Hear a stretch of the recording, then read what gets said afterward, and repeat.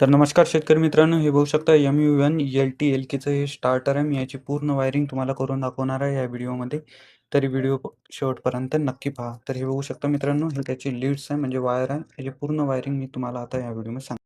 तर मित्रांनो, सर्वात अगोदर जिथे आपले मेनचे वायर लागते तिथे एक टर्मिनलला मी आपल्या जिथे कॉईलचा वायर लावून घेत आहे. इथे हा कॉईलचा वायर लावून घेतला की याचा दुसरा शेंडा डायरेक्ट हा कॉईलला लागतो. हे बघू शकता. इथे आपल्याला हा दुसरा त्याचा शेंडा इथे लावून घ्यायचा आहे. आता मी लावून घेत आहे. आणि दुसरं हे बघू शकता आपल्या डाव्या हातावरती सगळ्यात आखरीच्या पॉइंटला तिथे एक लावून घ्यायचा आहे आणि जो दुसरा शेंडा आहे तो पण कॉईललाच लावून घ्यायचा आहे.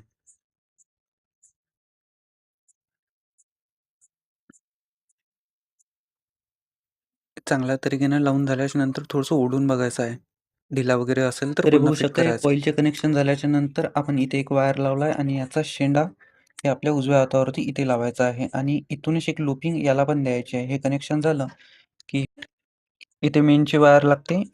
इथूनच एक पॉइंट आपल्याला इथे द्यायचा आहे. हे केबल इथच्या इथे लूपिंगमध्ये लावून घ्यायचं आहे.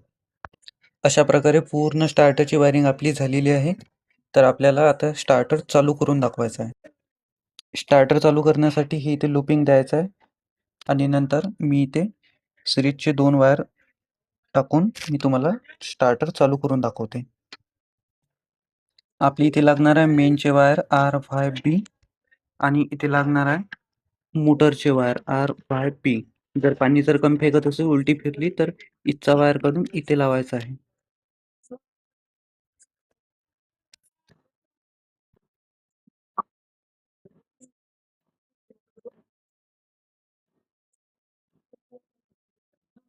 व्हिडिओ जर आवडला असेल तर नक्की लाईक, शेअर आणि सबस्क्राईब करा. धन्यवाद मित्रांनो.